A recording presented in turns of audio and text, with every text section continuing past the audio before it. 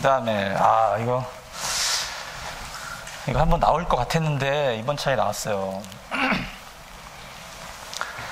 이제 R하고 원판의 개념을 도시하고 플레밍 오른손, 왼손 법칙에 대하여 각각 설명하시오. 그죠? 각각 설명하시오. 이 개념도는 아마 공부하셨던 분들은 아실 거예요. 처음 보셨던 분들도 있고. 그러면 이게 뭐 유도 전동기 원리라고 했어요. 유도 전동기.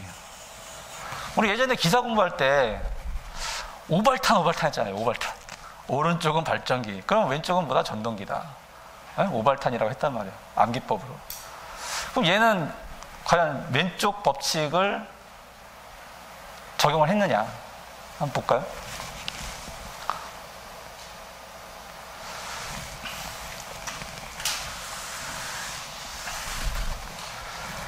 이 원판의 이제 자석을 이쪽으로 확 돌렸어요. 이쪽으로 확 돌렸어요. 그러면 얘는 가만히 있는 거잖아요. 자석만 돌린 거예요. 그럼 얘는 어때요? 가만히 있는데 얘가 이를 돌리니까 이쪽으로 운동하는 방향성으로 이쪽으로 운동하는 게 보이잖아요. 나는 가만히 있는데 내가 차를 몰고 일로 가요. 그럼 얘는 어떻게 해요? 반대로 가는 것처럼 보이잖아요. 똑같은 거죠. 일로 확 돌렸더니만 이 원판 입장에서는 내가 일로 돌아가네? 라는 거죠. 그래서 원판은 자석과 반대 방향으로 회전한 것처럼 보인다. 그죠? 이렇게 회전하는 것처럼 보인다. 그랬을 때 이 원판이 이 자석 있죠. 여기 자석이 왔다 갔다 할 거 아니에요. 이 자석을 끊는다. 라는 거예요. 그러면 이제 오른손 법칙과 왼손 법칙이 여기에 다 적용이 돼요. R하고 원판에. 어떻게 적용이 되느냐. 일단 이걸 하기 전에 우리 이거 많이 하잖아요. 왼손은 F, B, I. 그냥 F, B, I. 오른손은 V, B, E. F, B, I, V, B, E라고 한단 말이에요. 거기 답안에 보면. 근데 이거를 다르게 보지 마세요. 얘는 같은 거예요. 네? 같은 거예요. 어떻게 같냐? F는 힘이죠. 전자력이에요. V는 뭐예요? 운동. 그러면 힘과 운동을 준 거랑은 어때요? 개념이 같죠? 그 다음에 얘는 B는 자석이란 말이에요. 똑같아요. 그 다음에 이 전류 I와 유기전압 E. 전류 I와 유기전압 E. 얘는 전기적인 성질이죠. 같은 거예요. 얘가 FBI다. 얘도 FBI예요. 얘가 VB이다. 얘도 VBE예요. 이걸 다르게 보지 마시라고요. 딱 잘라가지고, 무잘라가지고. 개념이 같은 거예요. 개념이. 아시겠죠? 그러니까 거기서부터 이제 출발을 해야 돼요. 거기서부터.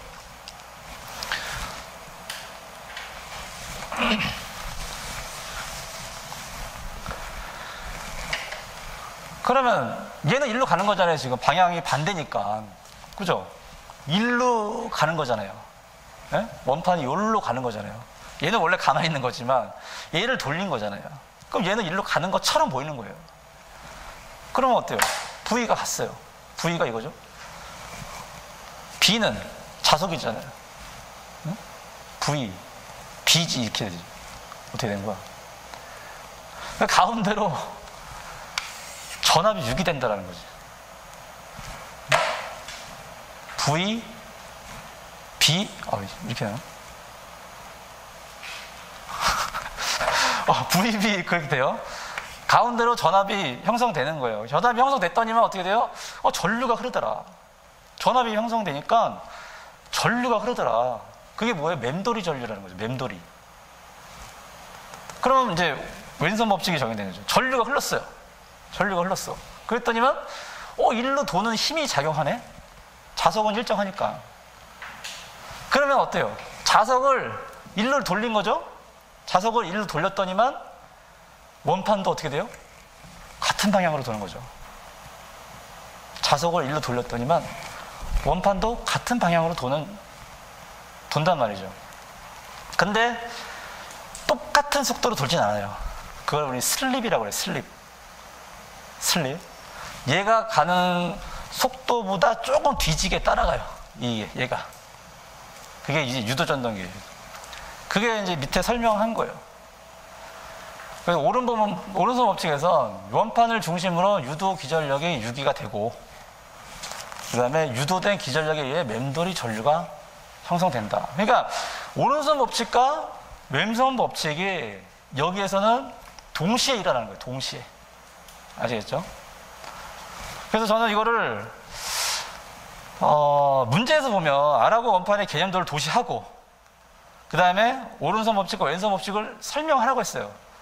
그러니까 그냥 단순하게 표로 해가지고 얘 오른손, 왼손, 뭐 F는 B, L, 뭐 사인 세타, V는 뭐 이렇게 쭉 나가잖아요, 식이. 이렇게 그냥 쓸 것이냐, 얘는 오른손이니까 발전기고 얘는 전동기냐, 이거는 좀 문맥상 저는 안 맞는 것 같은 거죠. 얘를 아까 그 회전하는 걸 도시하고 그냥 생뚱맞게 얘를 쓰라고 했을까. 그래서 저는 답안 표현을 이렇게 해봤어요.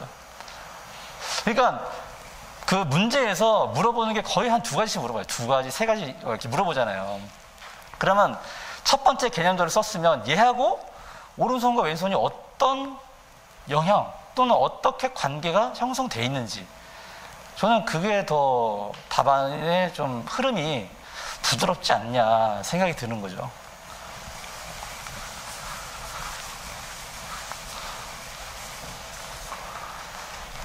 그래서 답안을 이렇게 써봤습니다. 그리고 이제 한 가지 더. 얘는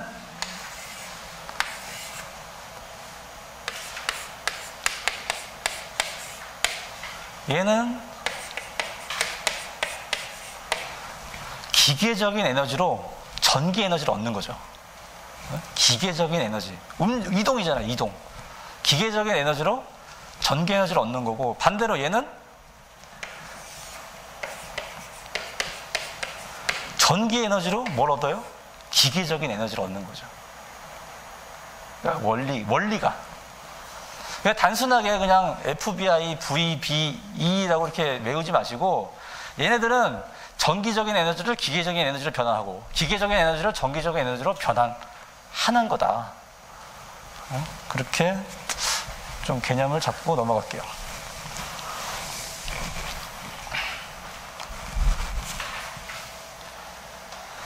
자, 드디어 이 담켈러 수가 나왔습니다. 담켈러. 이거 답안 작성하는데 참 어렵더라고요, 저도. 저도 처음 봤어요, 이게 무차함수 이게. 그리고 국내에서는 뭐 아주 이쪽 이게 화공 쪽이거든요, 화공 쪽에서 이제 나온 기출 문제예요. 97회인가? 보니까 거기 나왔더라고요. 근데 이거에 대한 정확한 답이 없어요, 찾아봐도.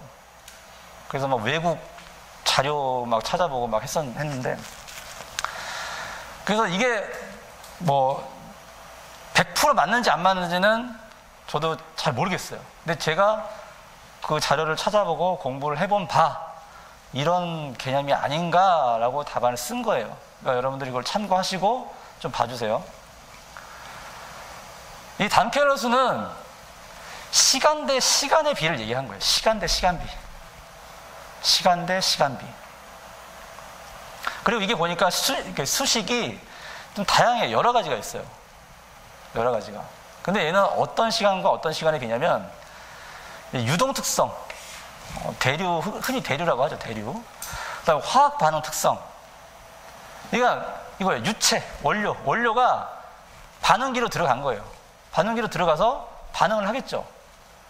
그러면 얼마만큼 반응하는데, 이 유체가 들어가서 반응기로 들어가서 반응을 하는데 대류로 들어간단 말이죠. 대류 특성에 들어가요. 그 시간이 필요한 거죠. 들어가는 시간.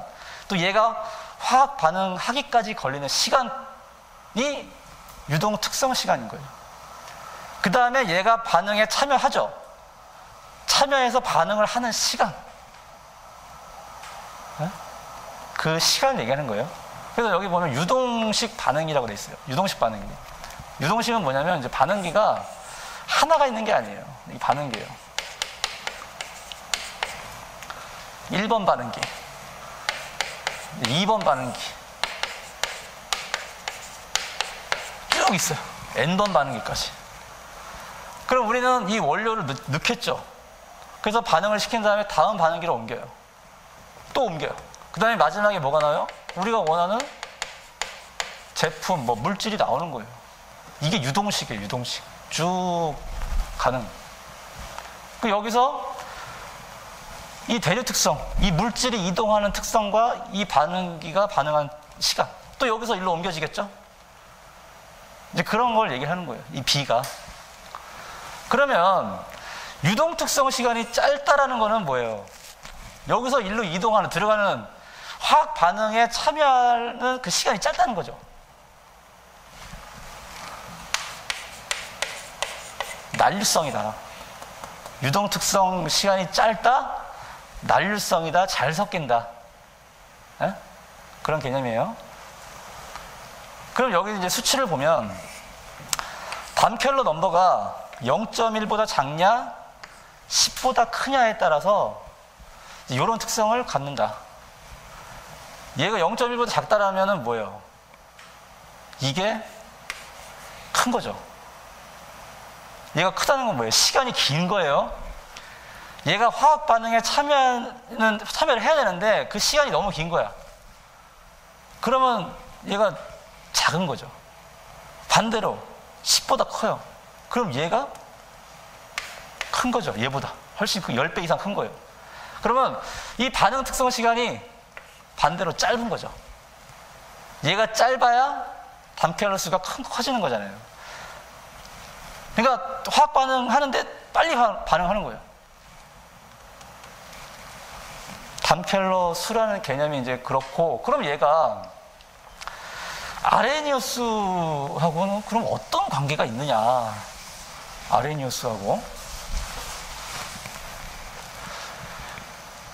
얘를 이렇게 잘라 보면 이제 C하고 이제 온도계수, 그죠? 얘는 분자 개념이잖아요. 얘는 온도 개념. 그러면 아까 걔는 반응 시간이었어요. 반응 시간. 온도는 일정하다. 반응기의 온도가요. 반응기의 온도가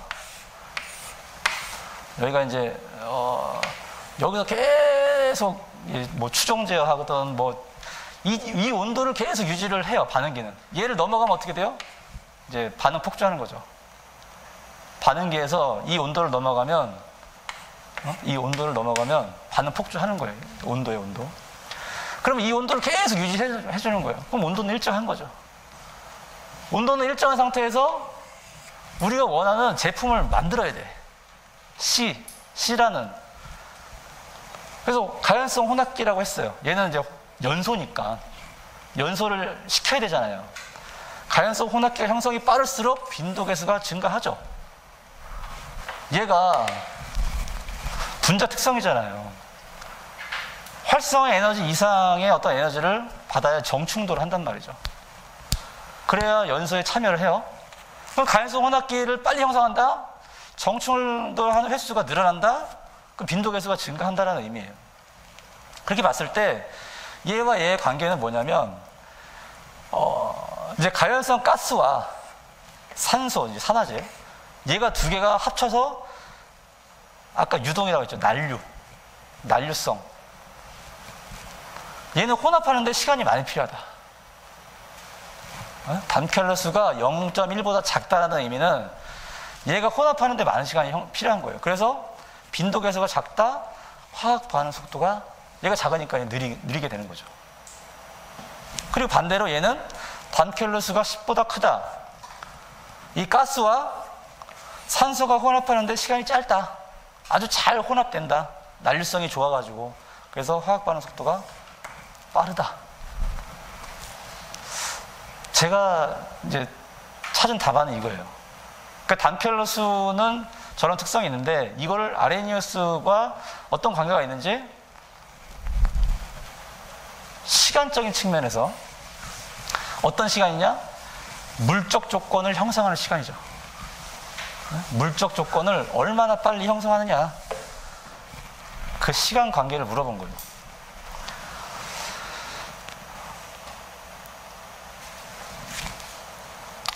이거는 이제 넘어가서, 그 다음에 또 이제 기본적인 문제가 또 하나 나왔어요. 제가 이거 답안을 이제 쓰고 나서 또 봤는데, 이 답안이 영 마음에 안 드는 거예요. 이 답안이. 여기서 물어본 건 뭐예요? 이 폭발에 대한 예방대책 물어봤죠. 예방대책. 메커니즘 물어봤나요? 뭐 특징 물어봤어요? 안 물어봤죠. 그냥 문제에서 이 폭발에 대한 예방대책을 물어본 거예요. 근데 답안의 예방대책 비율이 어때요? 되게 작죠. 그래서 그 답안은 저는 좀 솔직히 제가 만들었지만 마음에 안 들어요. 그래서 좀 바꿀게요. 여기서 물어보는 것들이 있단 말이에요. 물어보는 것들은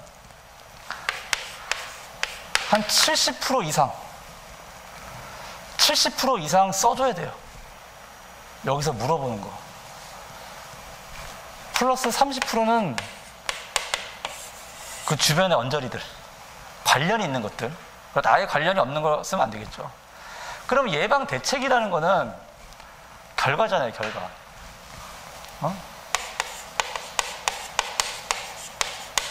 메커니즘이 나와야 대책이 나오는 거죠.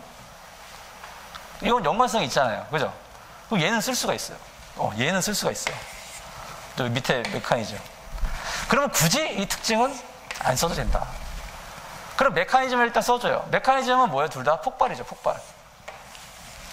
메커니즘 둘 다 폭발이에요. 그러면 폭발에 대한 예방 대책을 쓰는 거예요. 그리고 이 폭발이 나왔던, 연소가 나왔던, 제가 그 답안 세팅하는 한 가지를 좀 말씀드리면, 물적 조건과 에너지 조건이 만나면 연소 또는 폭발이 일어나죠. 이건 메커니즘이죠. 그러면 예방 대책이라고 했으니까 예방은 뭐냐? 예방은 얘를 아예 없애는 거예요. 그죠? 얘도 없애는 거죠. 아예 제거를 해버리는 거예요. 아예 폭발 자체를 일어나지 못하게. 그게 예방이잖아요. 그럼 또 예방 대책 말고 또 뭐 있어요? 뭐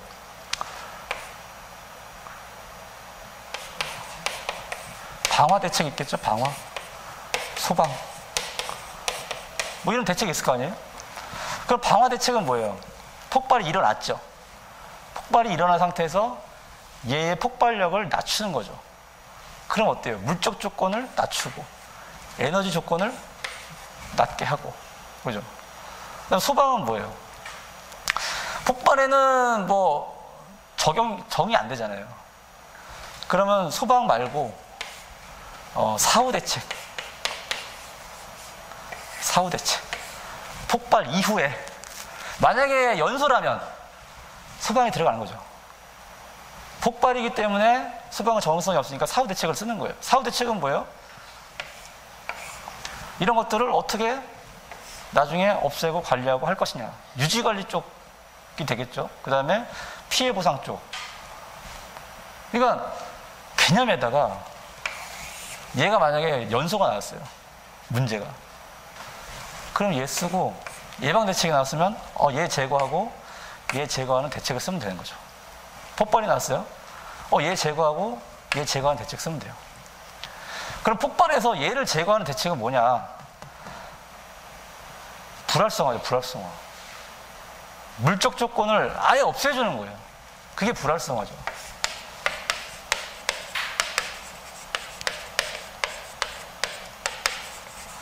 그러면 얘에 대해서 구체적으로 써줘야 돼요. 그냥 불활성화입니다, 불활성화해야됩니다가 아니라 불활성화를 어떻게 해야 됩니다. 불활성화 어떻게 해요? 설계할 때 MOC를 구한 다음에 거기에 마이너스 4%로 설계해요. 그럼 MOC는 어떻게 구하냐?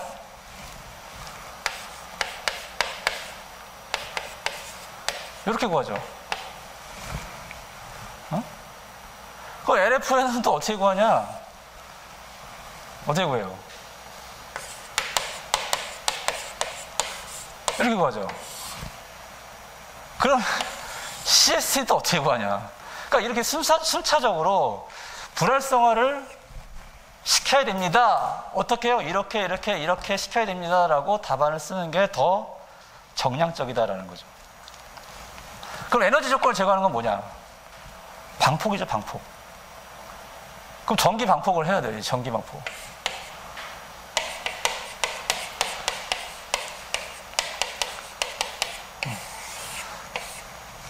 안전도를 높인다든가, 본질적으로 에너지를 낮춘다든가, 점화원을 격리를 시킨다든가. 그래서 우리가 알고 있는 방폭 전기 설비 쓰면 되는 거죠. 그거에 대한 간단한 특징 써주면 좋고. 이런 식으로 예방대책 위주로 좀 답안을 써야 된다는 거죠. 아시겠죠? 아이고.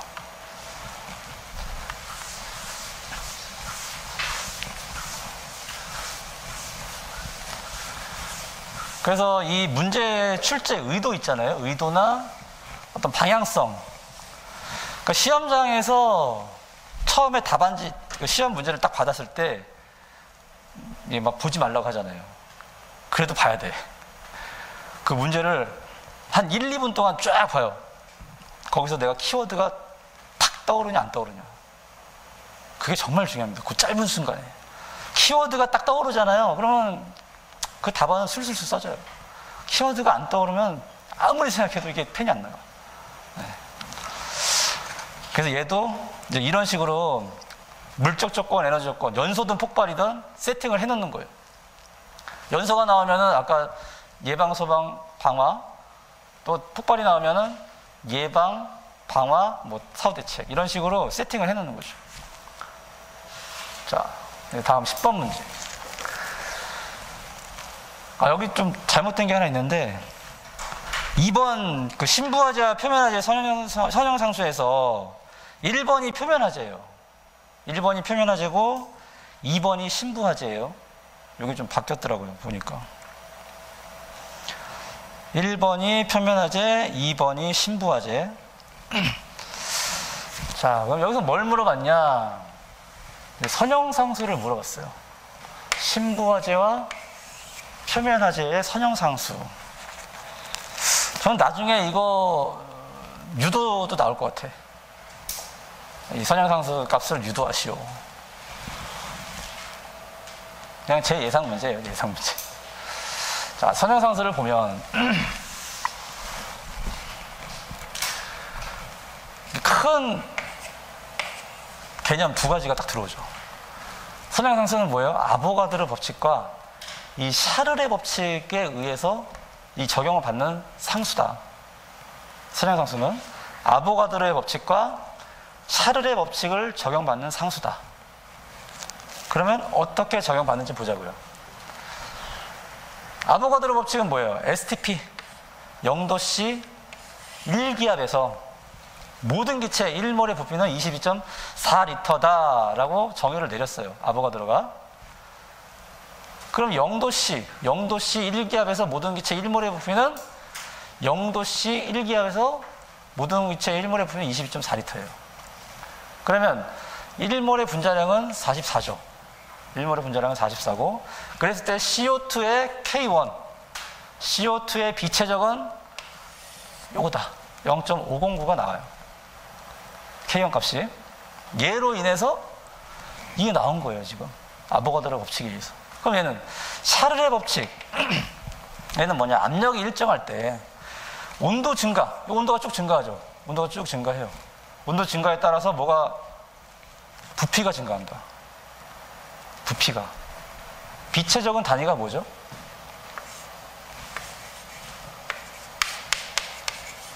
이거죠. 질량은 가만히 있어요. 부피가 증가하는 거죠. 비체적이. 온도가 증가한다. 부피가 증가한다. 근데 어떤 비율로 증가하냐? 1도 증가할 때마다 273분의 1씩 증가한다. 부피가. 이게 샤를의 법칙이에요. 그럼 선형상수가 아보가드로와 샤를의 법칙에 의해서 이렇게 나왔구나 라는 거죠. 이걸 가지고 선형상수를 이제 구하는 거예요. 그러면 신부화제와 표면화제에서의 선형상수는 얼마인데요? 이제 물어본 거죠. 이게 이제 표면이죠. 얘가 신부. 표면화제는 30도를 기준으로 하고 신부는 10도를 기준으로 한대요. 왜 그런지 보자고요. 이거 되게 헷갈려요. 어떤 때는 막 표면이 10도고 신부가 30도고 이게 10도인지 막 헷갈린단 말이죠. 한번 여기서 좀 정확하게 짚고 넘어가자고요. 그냥 그림이 안 보이니까 그려볼게요. 여기서 30도를 기준으로 했어요. 우리는 이 식이 나온 거죠. 그러니까 이 이론에 의해서 그냥 이 식이 나온 거예요. 계산이. 우리는 보통 이렇게 많이 쓰죠. 이렇게 쓰면은 이 이론이 안 보여요.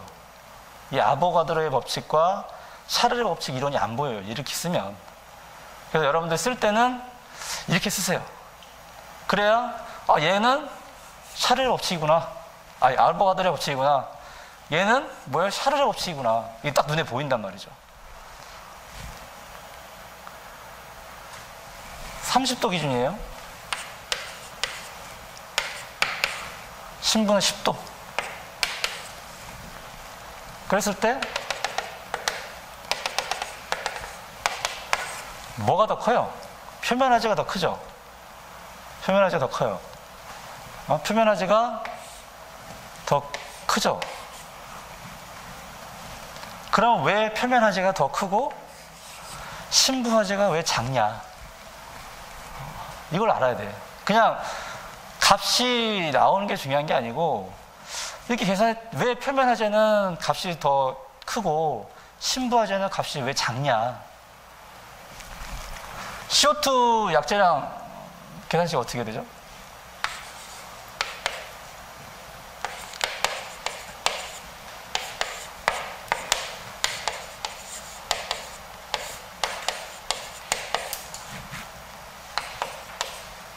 이렇게 되죠.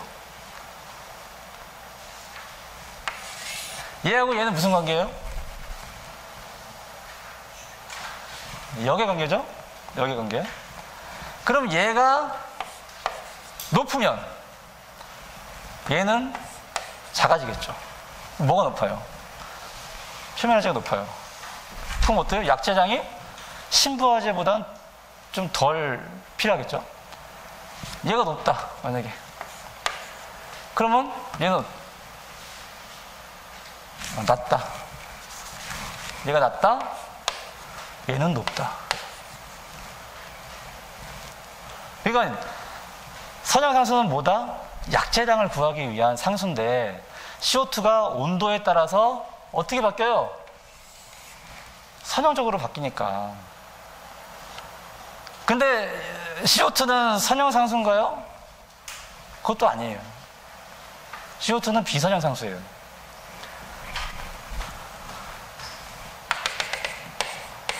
CO2 저장 용기 약제실의 온도가 40도 이하로 유지하게 돼 있어요.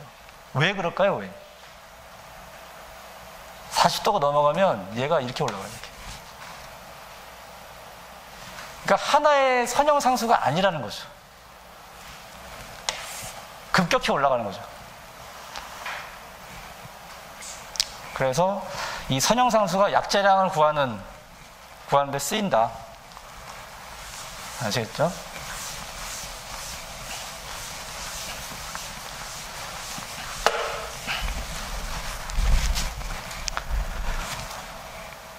그 다음에 이것도 이제 기준이 이제 하나 나왔어요. 기준.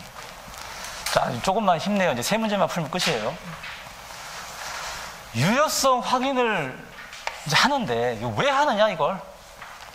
왜 하느냐? 일단 기준이니까 기준을 써야 돼요. 기준을 쓰는데 일단 개념을 잡고 가자고요. 설계 프로그램, 가스계 설계 프로그램을 우리가 왜 쓰는 거죠? 적용을 왜 하는 거예요? 궁극적인 목적은 이거예요. 균일한 설계 농도. 가스계에서는 궁극적인 목표가 이거예요. 수계는 목표가 뭐예요? 균일한 살수밀도. 가스계는 균일한 설계 농도. 제어는 균일한 풍량. 이게 개념이 머릿속에 박혀 있어야 돼요. 다 여기서 시작하는 거예요. 우리는 다 균일해야 돼. 살수밀도도 골고루 뿌려져야 되고, 여기 설계 농도도 골고루 다 퍼져야 되고, 풍량도 골고루 뿌려져야 되는 거죠. 여기서 시작하는 거예요. 이걸 확보하기 위해서. 그래서 이거를 다 테스트하는 거예요. 밑에 있는 거는 뭐 굳이 설명 안 할게요. 이거는 외워서 써야 되니까. 아시겠죠?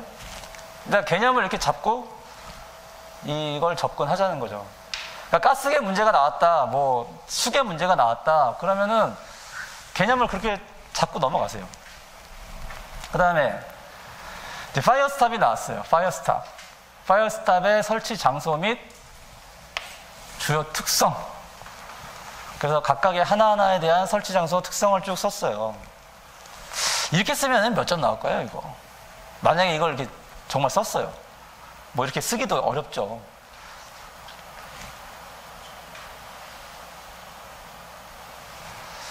그냥 6점 주지 않을까요? 이게 잘 써도 한 6점 주지 않을까요? 이렇게 잘 써도 6점뿐이 안 줄 것 같아, 나는. 그럼 얘를 왜 물어봤는지를 생각하는 거죠. 파이어스탑을 왜 물어봤을까? 평소에 파이어스탑에 대한 고민을 이제 해본 사람이라면 얘를 간단히 쓰고, 제가 말했죠. 얘는 몇 %요? 70%. 이거 다 어떻게 외워요, 이거? 이 중에 한두 개만 외우는 거죠. 주요 특성만. 설치 장소도 다 비슷해요. 응? 설치 장소 그냥 다 같이 써도 돼. 특성도 모르면 다 비슷비슷한 거 쓰면 돼. 그 중요한 거는 여기서 30%의 이 알파를 내가 어떻게 잘 녹여내느냐. 저는 좀 이렇게 썼을 것 같아요, 접근을. 그러면 파이어스탑의 이제 특성을 알아야겠죠. 파이어스탑의 특성. 이거 밑에 답안은 그냥 집에 가서 보시고요. 파이어스탑이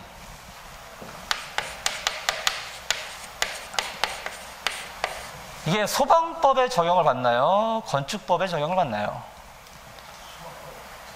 소방법. 이거는 건축법에 적용을 받아요. 건축법. 그 방화구획이라고 우리 하잖아요. 방화구획. 방화구획 구획 기준에, 방화구획 기준이 아니고 방화구획 구획 기준에 보면 파이어스탑이라는 말은 안 나오지만 내화 충전 성능을 인정한 구조를 쓰라고 나와요. 산업표준화법 건설기술원장이 인정한 내화 충전 성능을 인정한 구조를 해라 라고 나와요. 그게 이제 파이어스탑인 거죠. 그거 소방이 아니잖아요. 얘는 건축법에 적용을 받는 거예요. 근데 우리가 준공할 때 소방감리가 얘 성능인증서를 다 받아요. 성능인증서. 그래서 소방서에 제출하거든요. 그러니까 소방법에 적용을 안 받는데 소방감리가 그냥 확인하는 거예요. 그냥 제대로 된 거 썼냐 안 썼냐 정도.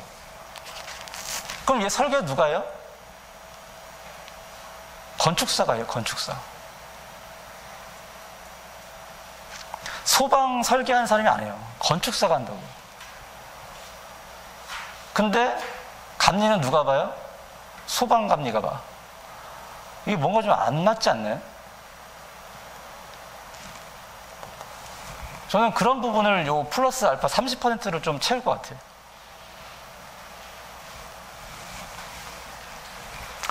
요거는 한번 고민 좀 해보세요.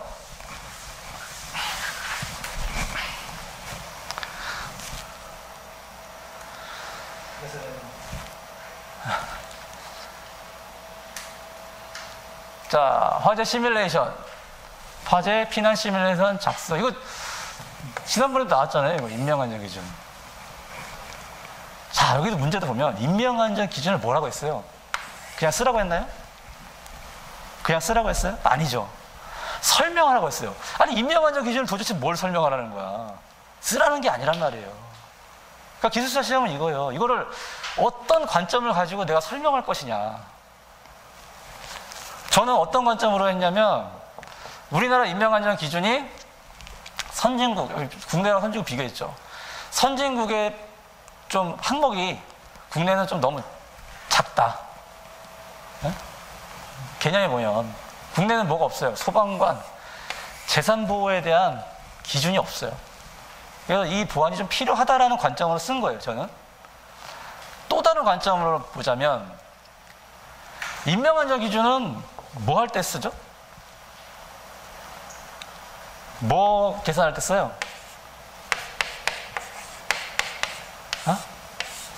에이스 계산할 때 쓰잖아요.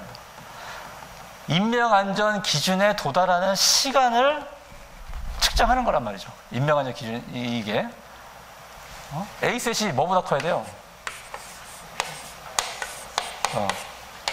R셋보다 커야 되잖아요. 그러니까 이런 관점으로 쓸 수도 있어요. 얘를 물어봤잖아요.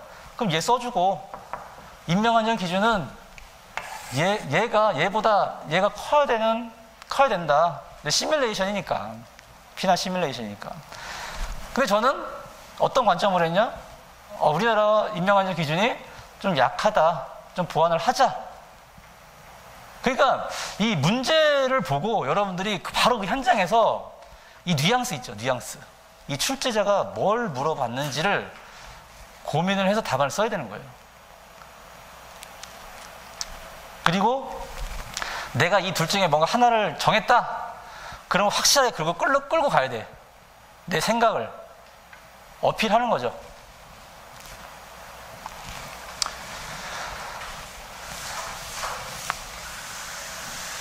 그러니까 참 이 소방교사가 그냥 단순하게 외워서는 점수를 좀 받기가 힘든 시험인 거예요.